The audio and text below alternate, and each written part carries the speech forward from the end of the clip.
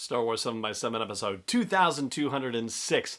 You know, we haven't talked about the Cassian Andor series in, I don't know, quite a while. So, hey, let's find out what's going on with that whole thing. Punch it.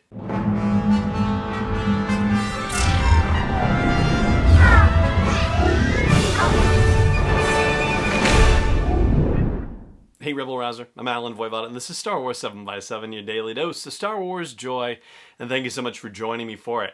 So, it occurred to me, as I've been going through this week, that we've talked about a lot of different Star Wars projects in the pipeline, but we haven't talked about the Cassian Andor series in quite a while, actually, and in fact, there was a casting announcement a while back, and I just never got around to it on the show here, so I thought I would give you an update as to where things stand with the series, what we know, and some interesting, connections and that sort of thing. So let's dig into it. First of all, let's talk about what we know.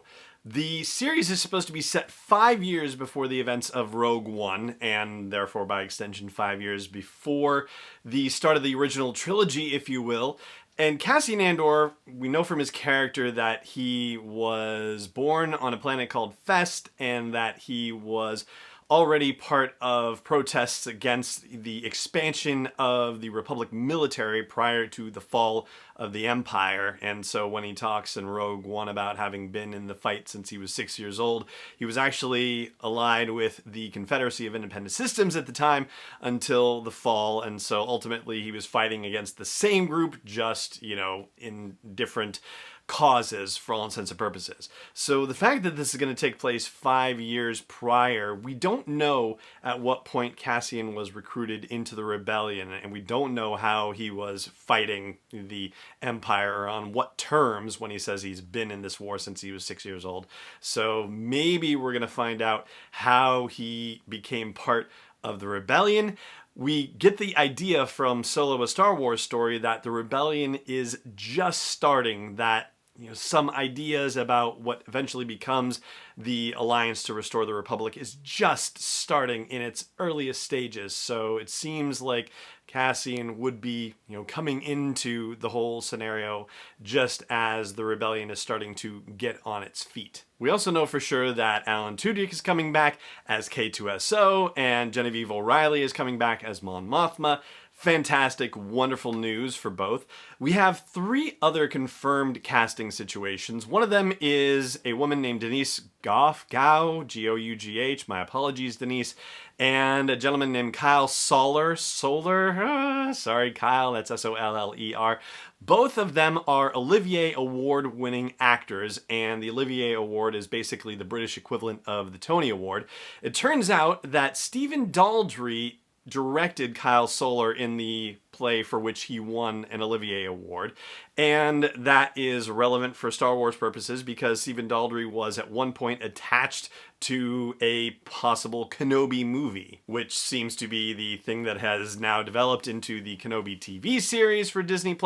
So at some point Stephen Daldry seems to have been in touch with Lucasfilm, and it wouldn't surprise me to know that he might have been able to put in a good word for Kyle and Denise. So there you go.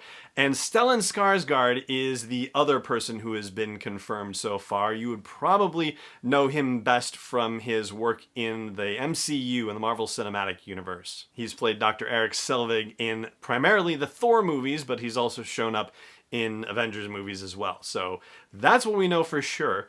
Rumored to have been cast are Alistair Petrie and Jimmy Smits. Jimmy Smits is probably the better known name, for sure the better known name, as Bail Organa. Alistair Petrie is the guy who played Davos Draven in Rogue One. Yes, he would be General Draven who told Cassian not to try to rescue or kidnap Galen Erso, but to just straight up kill him. And if it is true that Draven is going to be appearing, then I suppose that also opens the door to the possibility that he would be the spy master recruiting Cassian Andor into the Rebel Alliance and sending him on missions and so forth. So, yeah.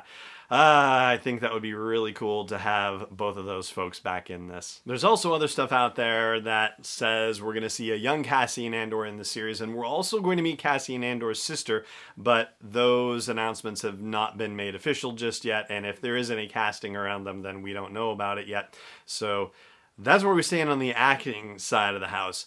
As far as the production side, this was initially going to be Stephen Schiff's show, and he is the guy who did The Americans. And The Americans, of course, is the TV show that starred Kerry Russell, who you also know as Zori Bliss from The Rise of Skywalker, so it's funny how all this stuff connects.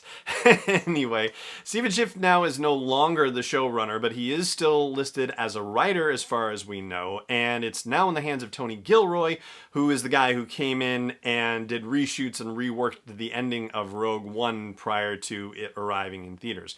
Also working on the show is Dan Gilroy, who is, yes, surprise, surprise, Tony Gilroy's brother. He wrote the script for Nightcrawler, which was that movie with Jake Gyllenhaal that ultimately won an Independent Spirit Award and was also nominated for Best Screenplay for the Oscars. So, you know, he's got something good under his belt. And also, Beau Willimon is apparently attached to write for the show, too. Beau Willimon is probably most recently best known for creating the series House of Cards for Netflix. And I'm kind of shocked to realize that through all this, I haven't even said Diego Luna's name out loud. Of course, he is returning to play Cassian Andor and is very excited to be able to do so. The whole thing is supposed to be filmed in London at Pinewood Studios, and obviously, you know, things have gone awry in that regard. I have been wondering if there's any scenario under which, you know, if certain countries are able to get their, you know, pandemic stuff locked down sooner rather than later, if they would suddenly become available for filming. And I honestly actually don't have a sense of where the UK is in regard to, you know, their control or lack thereof with the COVID pandemic. I'm just not sure. But, you know, the fact that it was supposed to film at Pinewood is kind of interesting with, you know, traditional sets, and I do wonder if they have access to a volume like they have with The Mandalorian. I think that they might, because Ewan McGregor has said that he is kind of expecting there to be a, you know, similar situation to the volume that was used for The Mandalorian, and the Kenobi series, I believe, is supposed to be filmed at Pinewood Studios as well. So, yeah. You know, production's been delayed, but hopefully they can, you know, get something going soon. But they've certainly got enough time to do all the pre-production work, all the development, and one would think pre-visualization as well, since we've talked about with the Disney Gallery series, The Mandalorian, how important pre-visualization was, and they showed us how important it was to them being able to shoot quickly and manage their budget with it. So you would think they might take the opportunity to do something like that in preparation for Kenobi and Cassian Andor, and make it so that way when they're ready to shoot, they can get right at it and make it go as quickly as possible. And there you go. That is everything that is known, everything that is rumored, and a couple of things that could be supposed about where the Cassian Andor series is right now. And that is going to do it for the show today. Thank you so much for joining me for it, as always. And may the Force be with you, wherever in the world you may be.